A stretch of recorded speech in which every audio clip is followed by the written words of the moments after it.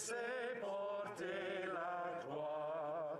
Ton histoire est une épopée des plus brillants exploits. God, keep our land glorious and free.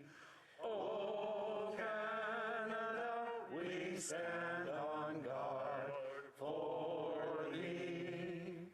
Oh, Canada, we stand on guard for thee. Que l'on ouvre les portes, let the doors be open.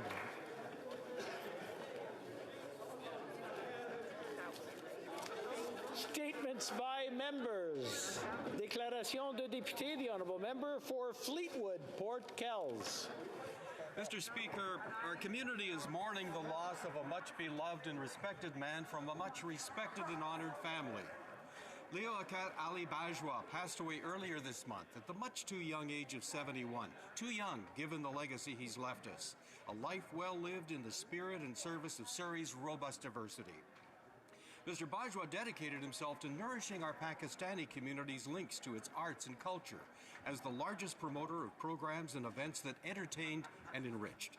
As a Muslim, he was a champion. And as a dad, Mr. Bajwa and his wife raised 3 great sons who serve today in medicine, the law, and the family construction business. This gentleman's reputation was as a straight shooter with a heart of gold. He never sought praise or recognition, he earned it, receiving the Queen's Diamond Jubilee Award in 2013. To his wife Samara and his sons Amar, Afan, Zoab, and their families, we, like you, will miss him. May his memory always be a blessing. The Honourable Member for Dufferin-Caledon. Mr. Speaker, even in challenging times like these times, there can be extraordinary things. And I'm really proud today to talk about some extraordinary constituents in the great riding of Dufferin-Caledon. Jayden Padeashi, together with the support of his father, Coven, and his sister Isabella, successfully concluded their 2nd annual Food Bank Street Challenge. Jalen and his dad came up with the idea because food banks were suffering as a result of COVID-19 and a lack of donations. Why did they call it a challenge? Because once a person collected food, they challenged their neighbors to do the same thing. The extraordinary thing is, this challenge was mostly driven by children. And in the first year, they brought in 30,000 pounds of food. And in the second year, they brought in another 7,500 pounds of food, again, mostly driven by children. So I want to give a hearty congratulations on behalf of myself and everyone here today to Jalen, Coven, Isabella, and everyone that took up the Food Bank Challenge. The Honourable Member for Etobicoke North. 25 years ago, the Government of Canada created the Candor Foundation for Innovation. Its mandate was to increase the capacity of Canada's universities, colleges, hospitals, and other organizations by investing in research infrastructure. The CFI has transformed the research landscape in Canada by giving researchers the labs and tools they need to think big and conduct world-class research. Since the start, the CFI has invested over $9 billion in almost 12,000 infrastructure projects at 170 research institutions across Canada. These investments have led to breakthroughs in such areas as health, AI, quantum computing, and the environment. I invite all members of this House to join me in congratulating the Canada Foundation for Innovation, led by President Roseanne Runta and her team, on its silver anniversary. Here's to the next 25 years of supporting discovery, exploration, and innovation. The Honourable Member for La Prairie. Mr. Speaker, on the night of the 13th of July, a tragedy was avoided thanks to the quick reflexes of a resident of Saint-Constant, Marie-Ève Bouchard. Her spouse, Nick Saint-Jacques, suddenly had a heart attack and crumbled before the eyes of his children. Despite her emotions, instinctively Madame Bouchard worked hard and ensured that the emergency services were quickly contacted, and she worked to reanimate her spouse. Thanks to her heroic sang-froid, Monsieur Saint-Jacques recovered well from the incident. Madame Bouchard showed great resilience, and she also reminded all of us that we should know how to do reanimation techniques. It saves lives, and that's what she did for her spouse, because she was ready. Madame Bouchard, you are a true heroine, and I have great admiration for you. Thank you, Mr. Speaker. Woodbridge. Merci. Thank you, Madam. Thank you, Mr. Speaker. Every year in February, we are proud to celebrate Canada's Black community. But 28 days are not enough to celebrate the contributions of pioneer Black Canadians. This year's theme is February and Forever, celebrating Black history today and every day. There are Black leaders here in the House of Commons, but also throughout the country. For example, in my riding, Shernan Martin, Isaac Olawoloff, Charlene Grant, and Chris Campbell work indefatigably to support Black entrepreneurs, families, youth, and women's well-being. They promote diversity in specialized trades and excellent examples of excellence in the Black community. Black history is intimately linked to the history of Canada, with moments of passion, courage, and hope. Today and every day, we must amplify their voices. Let us celebrate Black History Month. The Honourable Member for Desnate, Mississippi Churchill River. Thank you, Mr. Speaker. Mr. Speaker, it is a privilege to rise in the House today and congratulate newly elected Sass Party MLA Jim LeMay on a historic victory in last night's by-election in the provincial riding of Athabasca. A proud member of the Clearwater River Denny Nation, Jim has been a voice for Northern Saskatchewan built around a career of community service. He served on the council of the Clearwater River Denny Nation, holding the Education and Natural Resources portfolios. He also served as a member of the Meadow Lake Tribal Council's Board of Education. In addition to these roles, Jim is a retired member of the RCMP, who served many northern communities and First Nations. In its 114-year history, the Athabasca riding has only been represented by the Liberals, the CCF, or the NDP. Goodbye. Today begins a new, exciting chapter for Northwest Saskatchewan. I look forward to working with Jim to grow the North's economy, keep our communities safe, and make life more affordable for everyone across Northern Saskatchewan. Congratulations, Jim, on your historic victory. Honourable Member for Don Valley East. Thank you very much, Mr. Speaker. I want to take this opportunity to highlight the outstanding work of the Afghan Women's Organization, Refugee and Immigrant Services in my riding of Don Valley East. Adina Niazi, the Executive Director, and her entire team continue to empower women, their families, and Afghan Canadians in my community and more broadly throughout the GTA. From settlement services, advocacy, to humanitarian work in Afghanistan, the AWO has been a lifeline to so many people seeking their help. Speaker, this organization is helping people and their families build new lives here in Canada, some starting with absolutely nothing, having left everything they own behind and surviving the devastation back home. I've always been impressed by their passion, dedication towards helping others, and the success of their programs and the services they deliver. Speaker, we are lucky to have such an organization here in Canada, and I want to thank them for all their work. Thank you, Mr. Speaker. Bravo. The Honourable Member for Fredericton. Mr. Speaker, today I'm honored to rise in this House to celebrate the life of Evelyn Gertrude Powell, better known to those who knew her as Betty. Betty was born in Ontario and raised in Cape Breton. She was the proud wife of a brave Canadian soldier and raised 4 boys in the Armukto PMQs at CFB Gagetown. Betty gave all she had to the people around her, whether it was through her famous tea biscuits, singing in the choir at church, delivering the blessing before a meal, or being the last to leave the Legion for cleanup after a function. Betty is a charter member of the Ladies Auxiliary Branch 93, serving for over 50 years as a color guard on Remembrance Day. She was the Goodwill Ambassador for the Fredericton Capital District, a dedicated fundraiser for the Heart and Stroke Foundation, among many other causes. A model volunteer, including running the Dolphin Senior Swim Club at the University of New Brunswick and being the secretary for the Armukto Sea Cadets.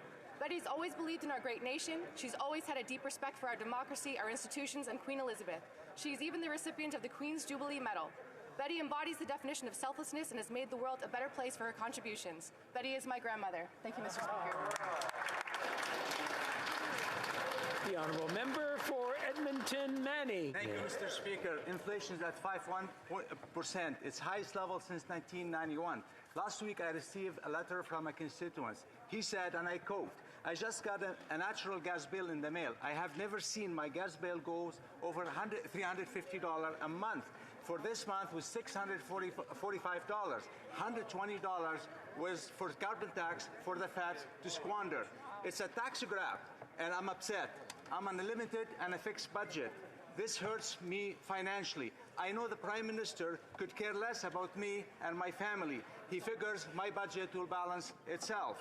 I love our country, but my family just cannot afford him and the Liberals. Sorry for venting. I have to go and figure out how to pay my bill for the month." Thank you, Mr. Speaker. The honourable member for Canada Carleton. Mr. Speaker, Canadians dispose of 3 million tons of plastic waste each year.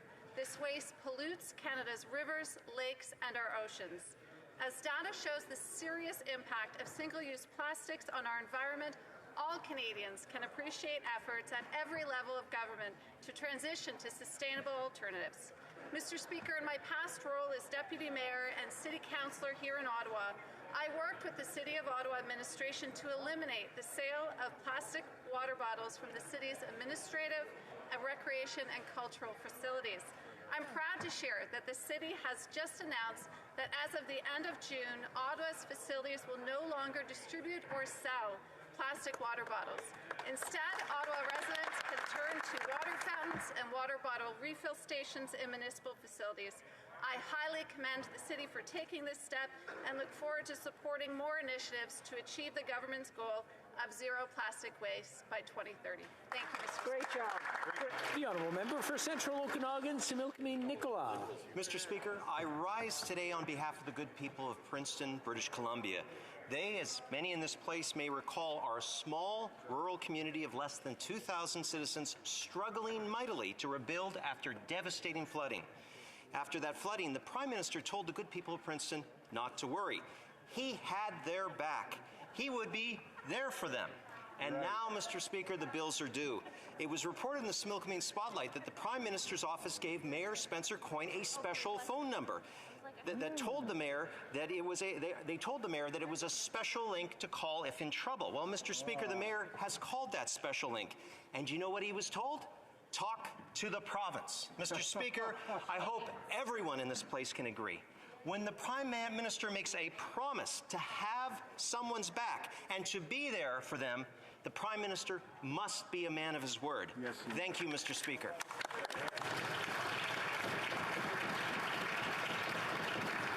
The honourable member for Parry Sound, Muskoka. Mr. Speaker, recently a constituent of mine in Parry Sound, Muskoka told me the nightmare she experienced trying to access parental benefits after she spent weeks in Sick Kids Hospital with her newborn. She sent her paperwork for parental benefits to Service Canada in late August 2021. She delivered her baby in September, and only yesterday finally received her benefits. Service Canada at every step of the way told her that they were overworked and they were still learning how to deal with COVID. Mr. Speaker, this was late 2021, 2 years into the pandemic. In a riding like mine, where many seasonal workers and folks who rely on the EI program, the excuse we're still learning how to work with COVID is just simply not good enough, Mr. Speaker. At a time when restaurants and businesses are reopening and learning how to live with COVID-19, it is time for this government to do the same and ensure that the services delivered to the people that need them are done in a timely fashion. Thank you, Mr. Speaker. The honourable member for Winnipeg North. Yes. Thank you, Mr. Speaker. The President of Ukraine has declared February 16 as the Day of National Unity. Canada has over 1.3 million people of Ukrainian heritage and millions more that are watching closely and care deeply about what is happening in Ukraine today. The Canadian government continues to work with its allies to support Ukraine in whatever way we can, which includes supplying defensive weapons. On this day of Ukrainian solidarity, let us all in our own way, recognize the importance of Ukraine and support the very principle enshrined in Article 2.4 of the UN Charter, the respect of sovereignty and independence. To the people of Ukraine on this day of solidarity, know that you have a friend in Canada, unwavering in our support. For Ukraine, and along with our physical support, comes with it millions of prayers. I stand today to support the call for Ukrainians and friends of Ukraine worldwide to stand united as part of a global solidarity campaign. Long live Ukraine, Mr. Speaker. The honourable member for Victoria. Mr. Speaker, every year on February 22nd, Girl Guides celebrate World Thinking Day. It's an opportunity to speak up on issues that affect girls and young women, commemorate the founding of Girl Guides, and celebrate with the over 10 million members of the guiding movement around the world. In my province of British Columbia, thousands of Girl Guides light up their communities year-round through leadership, community service, and efforts to create a better, more equitable world. Thinking Day is usually marked with large gatherings, campfire sing-alongs, community events, and special camps. But due to the ongoing pandemic, instead this year, Girl Guides will celebrate the sisterhood of guiding in a COVID-friendly way through guiding lights across Canada. Outdoor landmarks, bridges, buildings, and stadiums will be lighting up in guiding blue in support of girl empowerment. In Victoria, you can admire the lights at City Hall, Government House, the Legislative Assembly, and the steamship terminal. To all guiding members this World Thinking Day, shine your guiding light. The Honourable Member for Saint-Jean. Mr. Speaker, I rise today to celebrate an extraordinary career which will be ending on February 25th.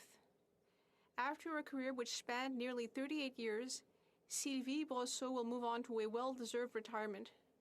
For 38 years, she filled different positions at NextDev, which is the Haut-Richelieu Region's Economic Development Agency.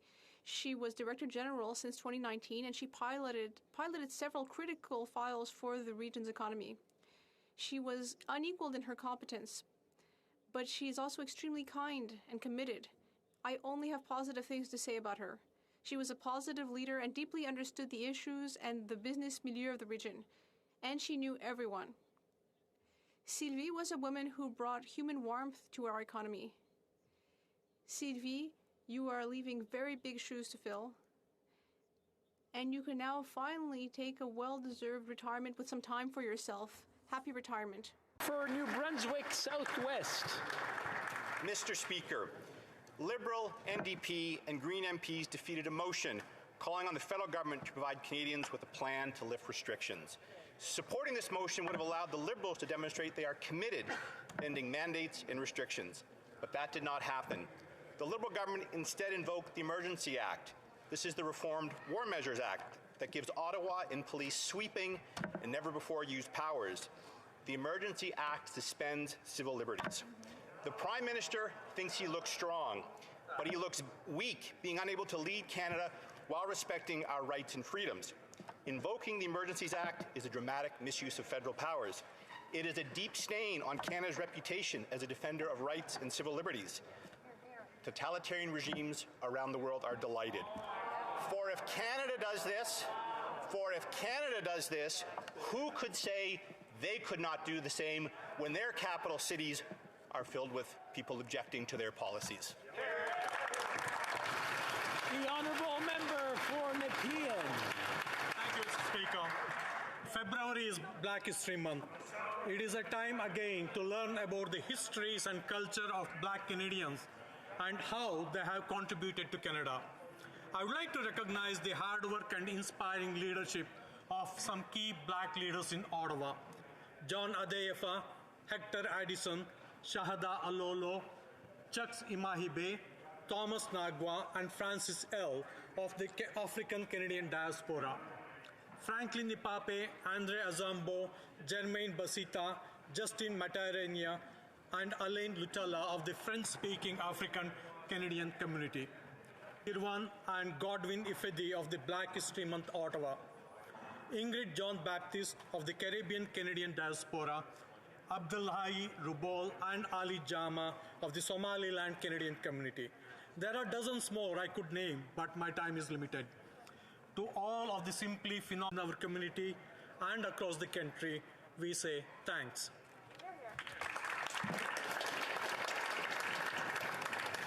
Oral questions, question orale. The Honourable Leader of the Opposition. Speaker, it's clear the Prime Minister has more of a political emergency on his hands than a national emergency. The borders at Coutts, Surrey, Windsor and Emerson have all been cleared. There are no more blockades at any borders. Trucks are still here downtown in Ottawa and they need to move. But in light of the rapidly changing landscape, can the Prime Minister tell us where is the serious threat of violence to Canadians for ideological purposes, which Prime Minister. Mr. Speaker, the invocation of the Emergencies Act is not something to be done lightly. It is not something to be done as a first resort or even a second resort. But it was necessary to be done to give local law enforcement across the country the tools to handle these illegal blockades, to be able to ensure restoration of order, and to make sure that Canadians, whether they're losing shifts or seeing supplies delayed on the way through the borders, be able to get back to their daily lives. This is a decision we took, and of course, Parliament is going to have an opportunity to debate it. Well, Leader of the Opposition. the law is clear.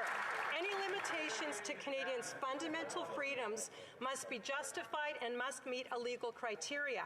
Experts across the country have said these requirements have not been met. The Prime Minister hasn't given Canadians a clear reason why he's invoking the Emergencies Act. In fact, things are de-escalating as we speak. So why is the Prime Minister using this hammer on Canadians? Isn't it true he's doing it just to save his own political skin? The Right Honourable Prime Minister. Mr. Speaker, over the past few weeks, Canadians have been suffering, whether it's because of border crossings, whether it's because of illegal blockades in their neighborhoods. This is something that required extra tools that we have put in law enforcement's hands. Now, of course, law enforcement, the local law enforcement jurisdiction, can use these tools or not as they are available. But the threshold was met for the Emergencies Act, and now across the country, police of jurisdiction have the tools necessary to keep people safe. The Honourable Leader of the Opposition. The Prime Minister calls people he disagrees with racist, misogynist.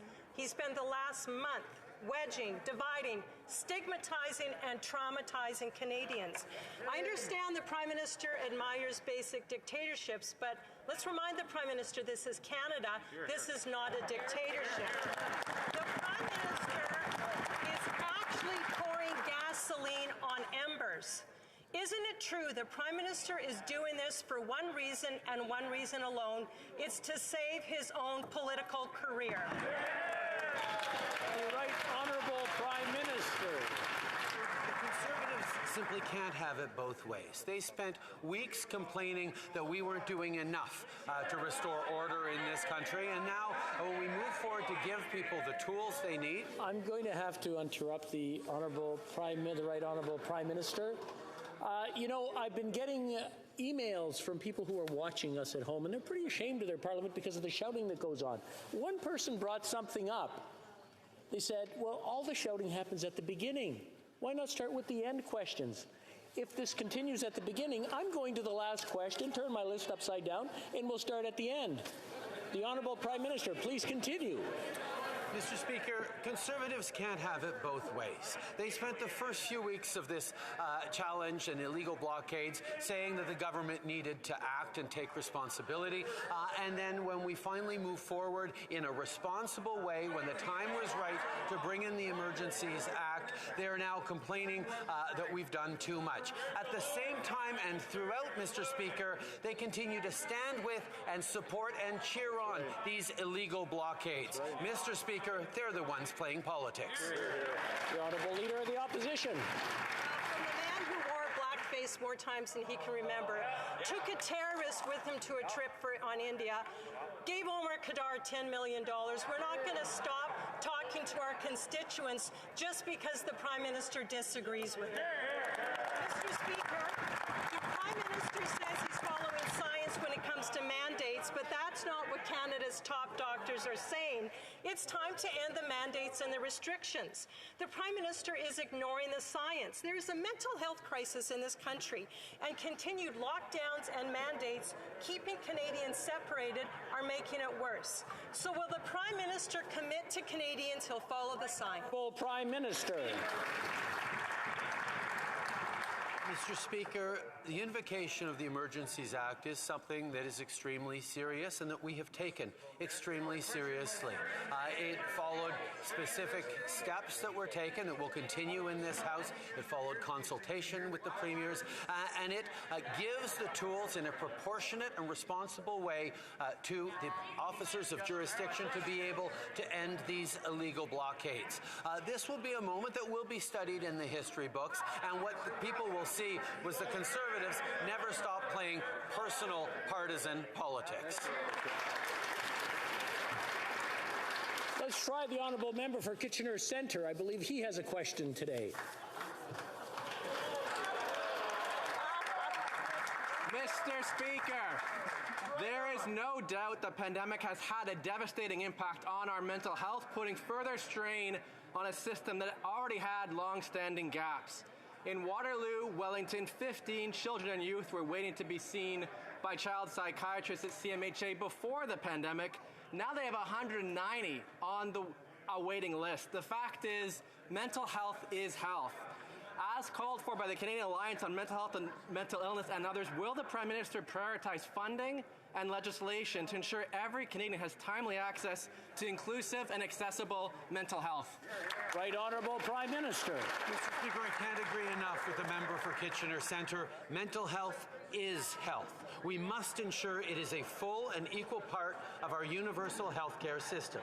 It's why we're committing to establishing the Canada Mental Health Transfer to expand the delivery of high-quality, free mental health services. We want to encourage all Canadians who need support to check out wellnesstogether.ca for resources and download the PocketWell app, available 24/7, where you can access a range of resources, including free and confidential virtual sessions with social workers, psychologists, and other professionals. The Honourable Leader of the Opposition. Mr. Speaker, the numbers speak for themselves. Alcohol and substance abuse, suicide, domestic violence, and child abuse have all increased over the last 2 years. These are not just statistics. These are real Canadians who are dealing with real heartache. And unnecessary mandates and restrictions are hurting us all. Science has saved lives, and the science is clear. We can start to open up, Mr. Speaker.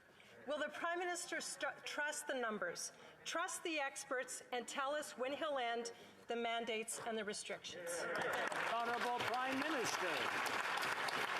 We know how difficult these past 2 years have been for Canadians with this pandemic, but we also have demonstrated that throughout it, Canadians have each other's backs, just like this government has had Canadians' backs with vaccines, with rapid tests, with supports for small businesses, workers, and families. And we will continue to have people's backs and follow the science. That's why we were pleased to announce loosening of the restrictions on borders as travel is more available to Canadians, and we will continue to follow the science every step of the way to keep Canadians safe.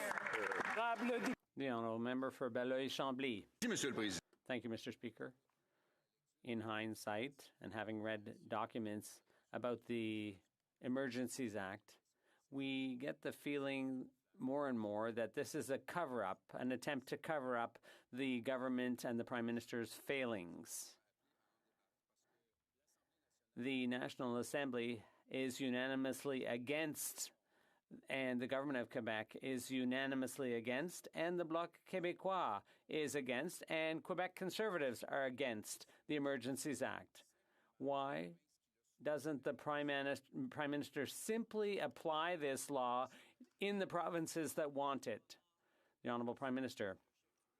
For 2 weeks, the Bloc leader was calling on the government. He was urging us to take firm action to crack down on these illegal blockades. So we took the step of invoking the Emergencies Act in a proportionate and responsible way, fully consistent with the Charter.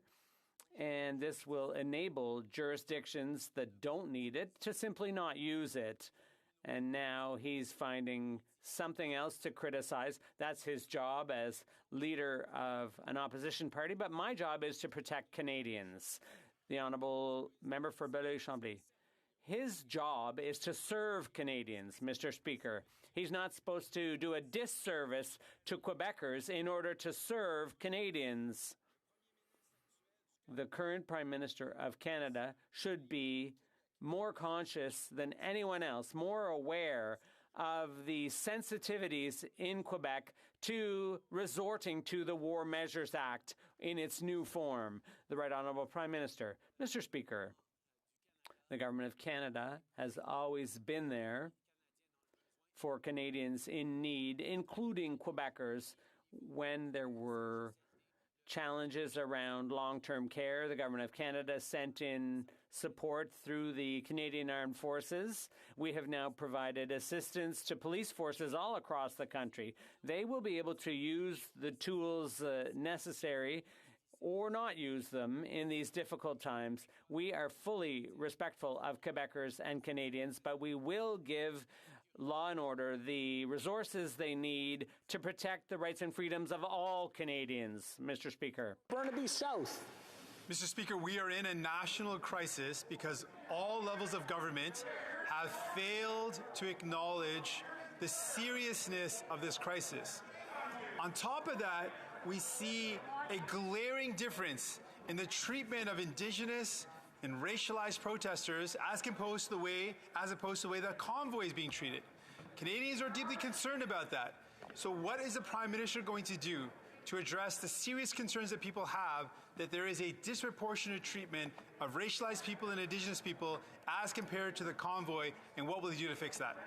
The Right Honourable Prime Minister. Mr. Speaker, as a government for a number of years now, we've recognized systemic racism and pledged and worked towards reducing it.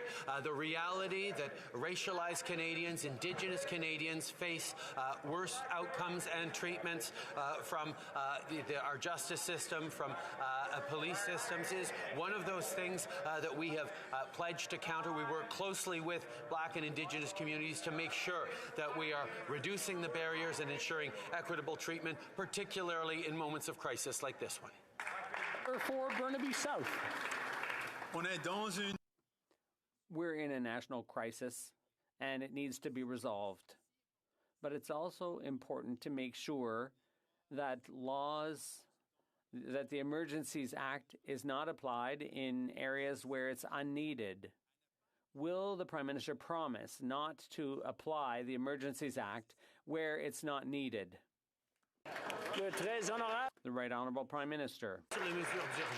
The Emergencies Act was invoked in a reasonable fashion, in a proportionate way, and in a way that it can be localized or targeted to where it's needed. It gives local police more tools if they need them. And if they don't need them, they don't have to use them, Mr. Speaker.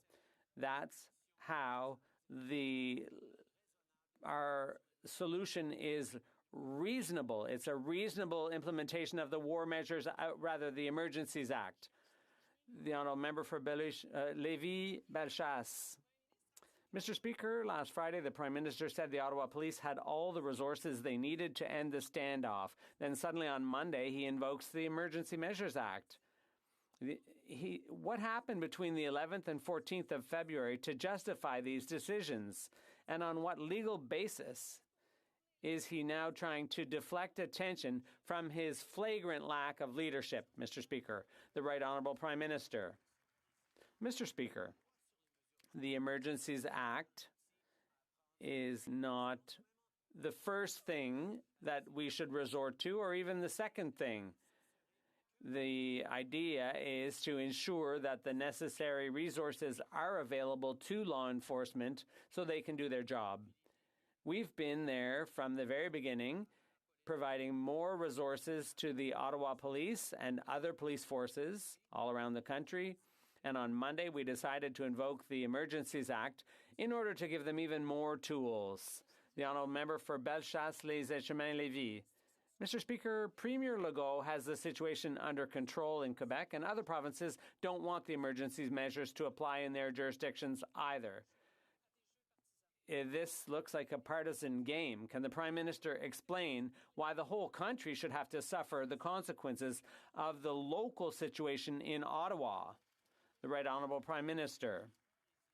Mr. Speaker, the illegal blockades have consequences all across the country. We've seen blockages at the borders all across the country, and this is an emergency that required the invocation of the Emergencies Act. So we've given local police tools that they may use, but they don't have to use them if they don't need them. That's how the Emergencies Act works, and it's fully compliant with the Charter of Rights and Freedoms wherever it applies. The Emergency Measures Act is a declaration of a state of national urgency. It is a blunt force tool that should only be used under the most serious circumstances when legal powers have been exhausted. The Canadians do not believe that this Prime Minister has exhausted all efforts. The Emergency Measures Act gives extraordinary powers to the government. The Prime Minister would have received judicial advice from judicial officers. When will this Prime Minister make that advice available to the public? The Right Honourable Prime Minister. Mr. Speaker, once again, the Conservative Party is trying to have it both ways. They spent the first few weeks both complaining that the federal government wasn't acting while encouraging the illegal barricades, and now that the federal government has put in the hands of local police officers justified, proportional, measured tools that will absolutely conform with the Charter of Rights and Freedoms, they are now complaining that we have acted. We will continue to do what is necessary to keep Canadians and their communities and our economy safe. Member for Haldimand Norfolk. Canadians are tired of talking points. They want real answers. The Prime Minister's own words created fear. What are we going to do with these people? These people are taking up space, he said. These are the words of a failed leader who robbed Canadians of hope and of unity, and that is why they took to the streets. When will this Prime Minister stop doubling down on his failed leadership and admit that it is his divisive words and mandates that led to so much turmoil in this country? Honourable Prime Minister. Mr. Speaker, unlike what the member opposite believes, the vaccine mandates we came forward with in this country saved lives. The vaccine mandates for travelers, for federal public servants, contributed to one of the highest vaccination rates in the world by Canadians. That has kept people safer. It has allowed our economy to come roaring back and has allowed us to get through this challenging pandemic better than most. Unfortunately, Conservatives are now supporting illegal blockades that are harming our economy. That's not what... Member for Calgary Nose Hill. Earlier in question period, the Prime Minister said that the Emergencies Act should not be the, quote, first or second thing that should be used to resolve a crisis situation. What were the first and second things that the Prime Minister did? And how does the failure of those actions provide legal justification for the invocation of the Emergencies Act? The Right Honourable Prime Minister. Mr. Speaker, when we began to see illegal blockades in place, we made sure that the RCMP was there to offer resources to local police of jurisdiction, to work with the OPP, to ensure that the support and planning was there for the police of local jurisdiction to take action. As time went on and these illegal blockades became more and more dug in, we saw that there was a need for more and more tools until it got to the point where Canadians' livelihoods, Canadians' well-being, the residents of Ottawa being severely impacted, threats of violence at border crossings across the country. The Honourable Member for Calgary Nose Hill. The problem with that argument is that the illegal blockades at the Ambassador Bridge and the Coots crossings occurred prior to the Emergencies Act being involved, without federal help. And the Emergency Act was not needed to settle the rail blockades of 2020, the Oka crisis, the crisis at Caledonia, September 11th, the COVID-19 pandemic, or any other dispute in Canadian history. The Prime Minister has not provided any legal justification for the use of the Emergencies Act, a historic unfettered power grab. He needs to calmly tell Canadians why he has failed and what is different today. The Right Honourable Prime Minister. Mr. Speaker, the invocation of the Emergencies Act is not something to be done lightly. On that, we absolutely agree. That is why not only did we lay out the rationale and explain to Canadians why we're doing it and how we're doing it, not only why we made sure that the new powers are circumspect, are proportional, are to be used only where they are needed, but we also are about to have days of debate in the House on exactly these questions so that parliamentarians and indeed all Canadians are able to see that this was necessary. The Honourable Member for Belleuil-Chambly. First of all, Mr. Speaker, I would encourage the Prime Minister to read his own order in Council before reading his answers in the House. It doesn't say that the provinces can opt in or opt out. It says that the federal government can choose to intervene or not. Secondly, I would ask the NDP to think seriously, given the history of a party that courageously opposed the application of the War Measures Act back in the 70s. This is shameful compare. It's shameful to compare the army being sent in to help with the pandemic to this situation. The Right Honourable Prime Minister. Mr. Speaker, the pandemic has been difficult for everyone in Canada. Too many loved ones were lost. We saw things that we used to take for granted being limited. We had unprecedented challenges with mental health in our communities. But every step of the way, Canadians were there for one another. They had each other's backs, whether it was frontline workers in Quebec or emergency responders in BC. People stood up for their neighbors. We saw the best in Canadians. It brought the best out in them. But now that we're seeing illegal blockades all across the country, we have to support Canadians. The Honourable Member. I'm not convinced, Mr. Speaker, that the Prime Minister realizes what this situation's been like for real people. Does he realize that health is a matter of Quebec and provincial jurisdiction? Does he realize that he shouldn't interfere? Does he realize that he has fallen flat on his face? Does he realize that resources that were used to deal with a health problem are now being marshaled for a security problem in a most inappropriate way? The Right Honourable Prime Minister. We have transferred billions of dollars to the provinces and Quebec to help them out, to help them get through, all Canadians get through the pandemic. Billions of dollars. We spent 80% of the funding to deal with the pandemic. 80% of it came from the federal government and tens of billions of dollars. I understand that the Bloc is absolutely terrified that we've been so present to help, but we will be there as long as necessary to help out. Optimistic, hopeful vision for public life isn't a naive dream. It could be a powerful force for change. If Canadians are to trust their government needs to trust Canadians. Those are the words of the Prime Minister in 2015. These people, very often misogynistic, racist, women haters, science deniers, the fringe. Same Prime Minister 6 years later as he fans the flames of an unjustified national emergency. So, Mr. Speaker, when did the Prime Minister lose his way? When did it happen? The Right Honourable Prime Minister. Mr. Speaker, Conservative Party members can stand with people who wave swastikas. They can stand with people who wave the Confederate flag.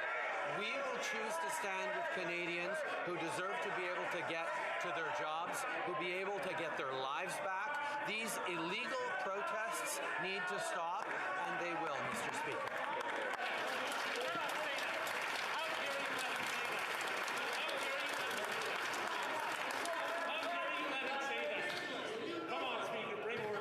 just want to remind the honourable members, including the Right Honourable Prime Minister, to use words that are not inflammatory in the House, and that's for both sides. The honourable member for Thornhill.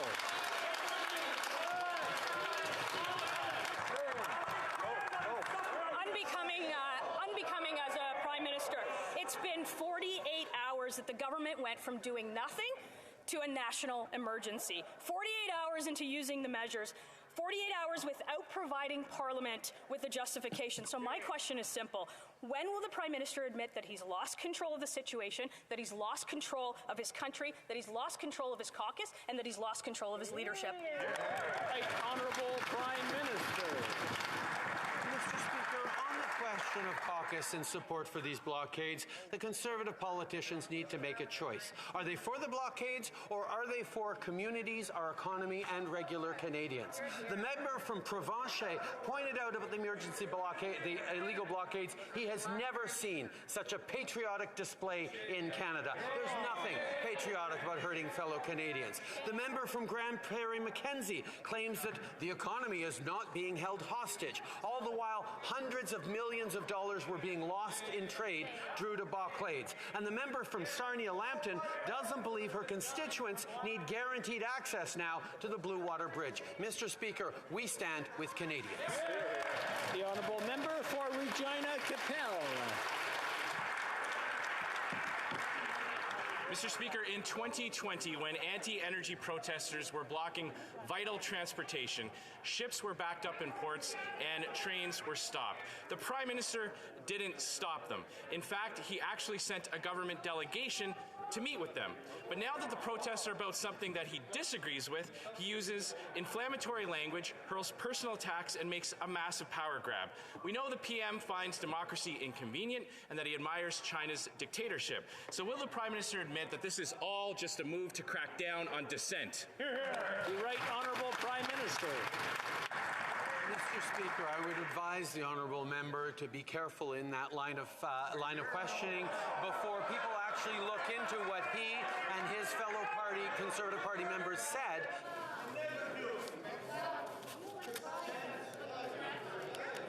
Dictator.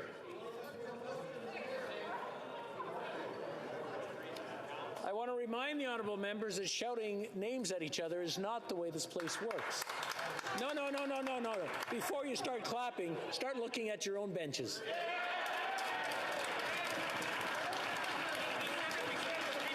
The Right Honourable Prime Minister, please continue. Mr. Speaker, people across this country have noticed the difference between the words and the rhetoric of the Conservative Party of Canada in regards to Indigenous protests, in regards to Black Lives Matter protests, in regards to marginalized people asking for their rights, versus what we're seeing here of illegal blockades that are hurting regular Canadians, and even talked about the potential overthrow of a duly elected government. That is not what is responsible for the Conservative. Honourable member for Regina Capel. Mr. Speaker, Conservatives denounced the blockades of vital transportation routes in 2020, and we have denounced the same blockades this time, Mr. Speaker. The only thing that has changed is the Prime Minister's reaction. When he agreed with the anti-energy protesters, he let them continue for weeks and even offered a settlement. This time, he grants himself unprecedented powers to attack those he disagrees with. Canadians do not want to live in a country where the Prime Minister gets to personally decide which protests are legitimate. So once again, isn't this all just about cracking down on dissent? The Right Honourable Prime Minister. Mr. Speaker, as a government, we have always stood up for the right to peaceful protest. We have always stood up for the right to freedom of assembly or freedom of expression. Mr. Speaker, these illegal blockades are hurting Canadians, are hurting their livelihoods, and are hurting the well-being and endangering the well-being of people in communities across this country. But the former leader of the Conservative Party points out that they have stood against the blockades. Unfortunately, many members of his party have stood with these illegal blockades and even encouraged them to continue blockading their fellow citizens. Honourable member for Burnaby South. We're in the midst of a national crisis, and this national crisis has exposed some real frustrations that Canadians feel. Canadians that have gotten vaccinated, that have followed the public health guidelines, are looking at a rigged system where billionaires and millionaires make out like bandits, increase their wealth, where working families and working class families are struggling to get by. So what is the Prime Minister going to do to respond to the frustrations of Canadians who can't put a roof over their head, who are having struggles to put food on the table? What is he doing to respond to that real, legitimate frustration? The Honourable Prime Minister.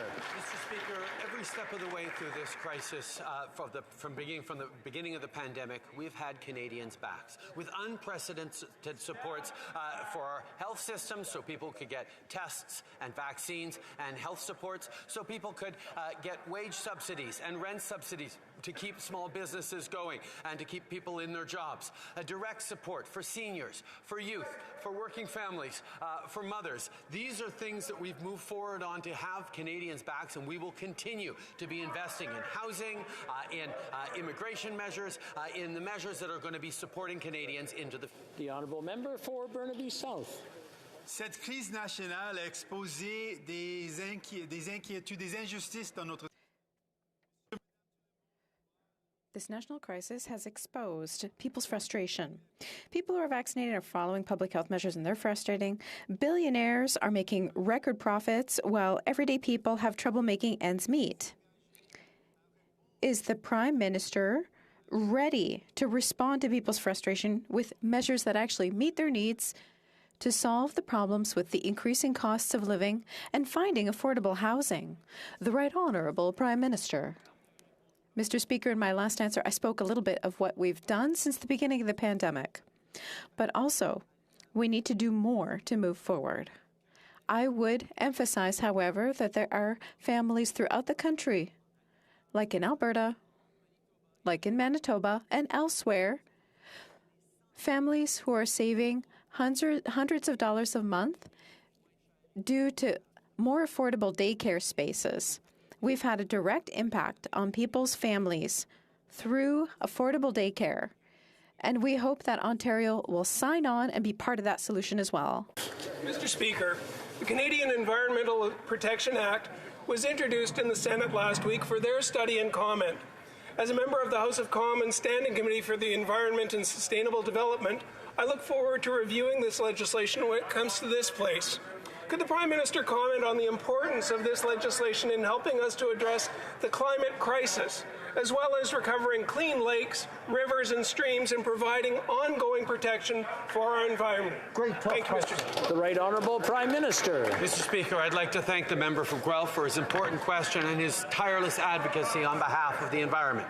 This bill is a big step towards strengthening the protection of Canadians' health and the health of our lakes, rivers, lands, and forests from harmful chemicals and other toxic pollutants. This legislation can help us all become better stewards of our environment, making Canada a better place for us and for the generations that follow. I encourage all parliamentarians to work together to pass this bill as soon as possible. Well, member for Red Deer Lacombe. Mr. Speaker, 2/3 of Canadians want to see COVID restrictions and mandates lifted. We have amongst the highest vaccination rate in the world, but Canadians are still living under restrictions that many other less vaccinated countries have lifted. Canadians want a plan for ending restrictions, and they are incredibly disappointed that the NDP and the Liberals blocked our Conservative motion asking for one. So, Mr. Speaker, if 32% of the vote is good enough for the Liberals to form government, why isn't 90% good enough to lift mandates? Right Honourable Prime Minister.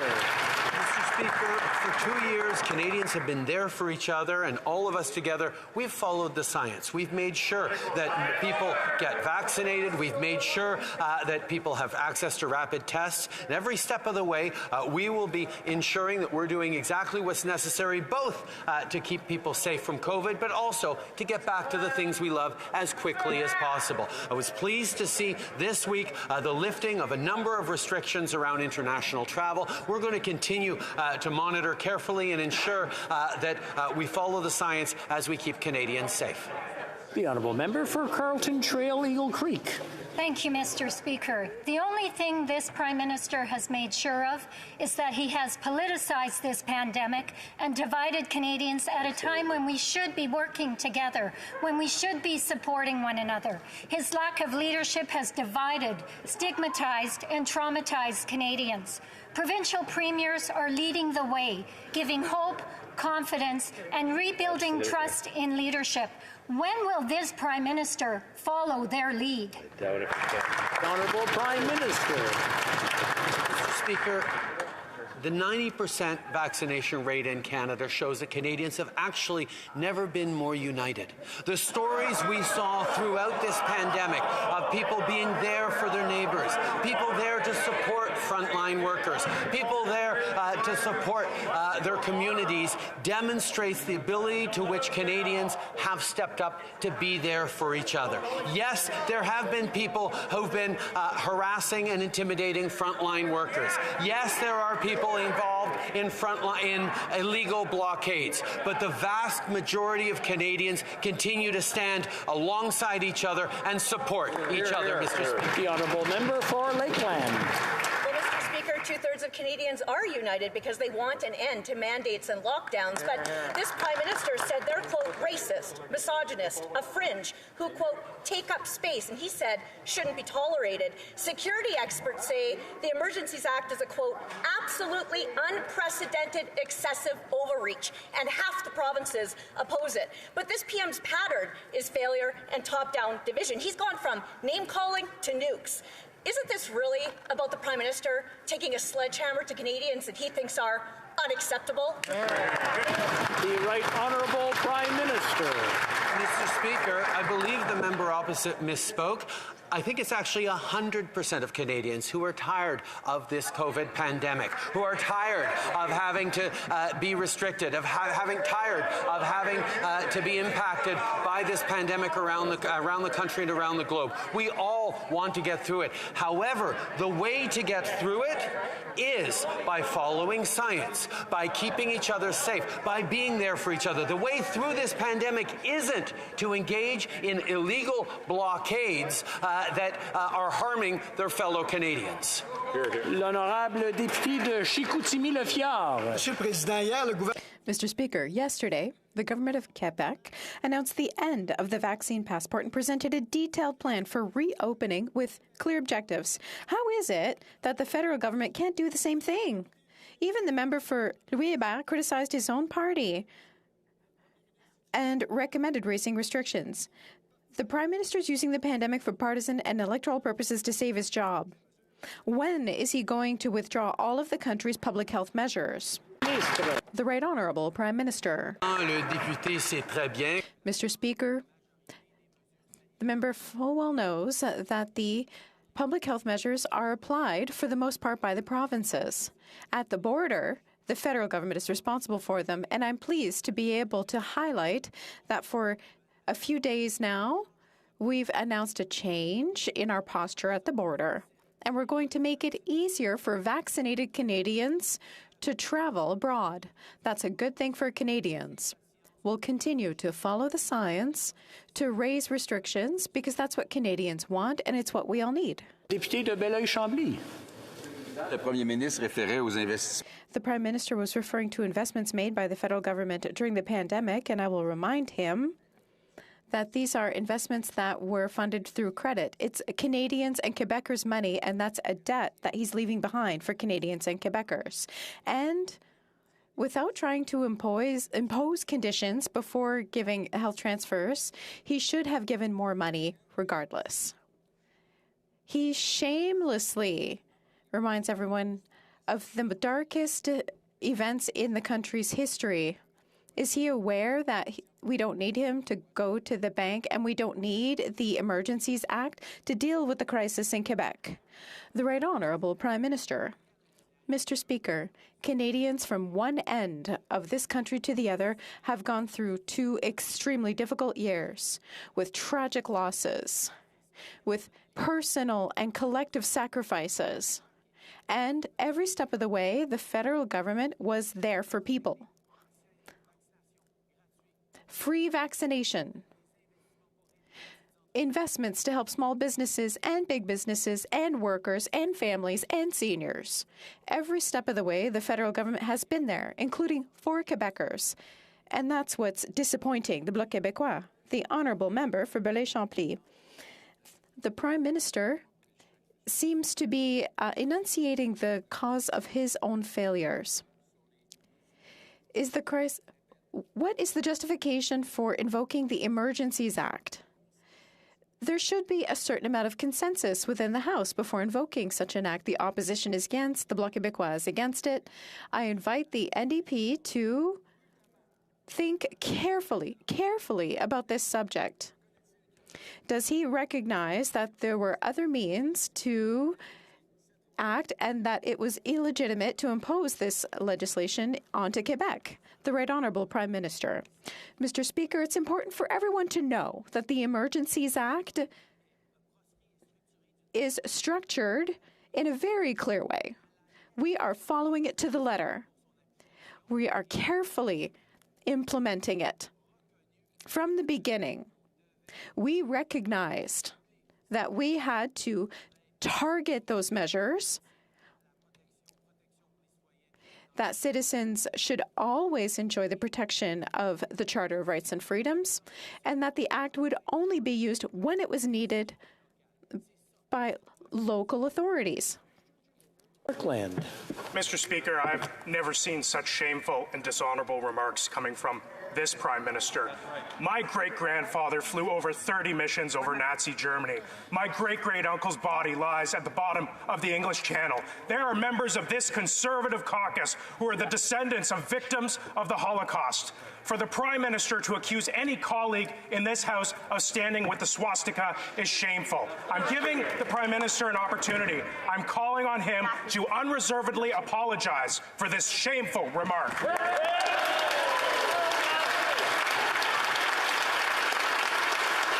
The Right Honourable Prime Minister.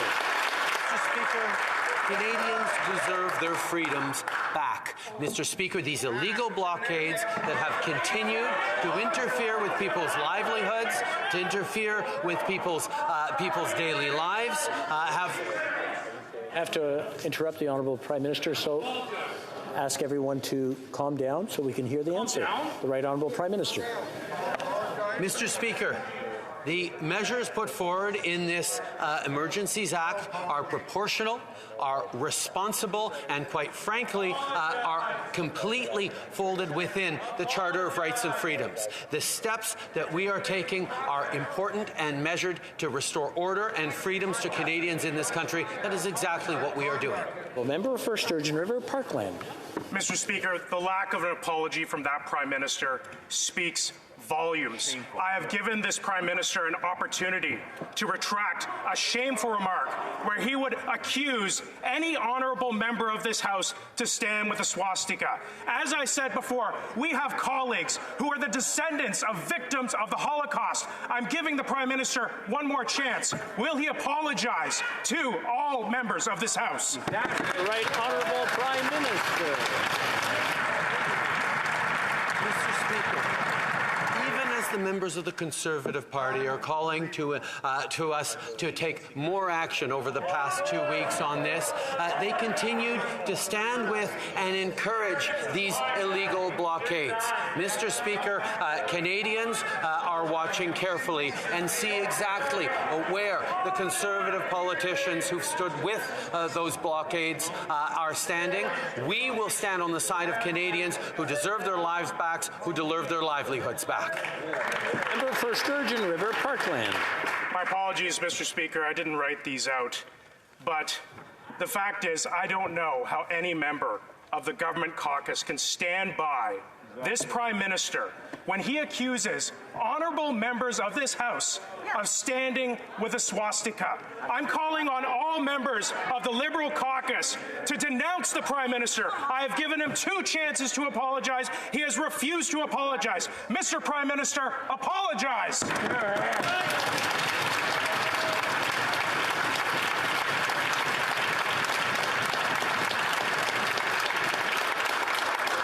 Once again, I want to remind the honourable members, I know this is getting emotional, but place your questions through the Speaker, not directly to each other.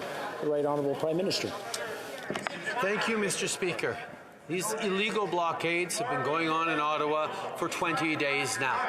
People have been interrupted in their daily lives, have been made to feel fearful, have been made to miss shifts at their work across southern Ontario. These are things that cannot be stood for, which is why we're moving forward with a responsible set of measures to allow the local police jurisdiction to do their jobs. We continue to defend freedom of expression, freedom of assembly, as long as it's peaceful and legal, Mr. Speaker. The honourable member, l'honorable député de Lac-Saint-Louis. Mr. Speaker, the tourism sectors and travel sectors have been hard hit by the pandemic. Businesses and organizations in those sectors are very excited and looking forward to getting more people, more vaccinated people to travel. Can the Prime Minister tell us more about lightening public health measures at airports? The Right Honourable Prime Minister. Mr. Speaker, I'd like to thank the member for all the work that he's done in his riding of Lac-Saint-Louis. Measures for travelers are evolving as the pandemic changes.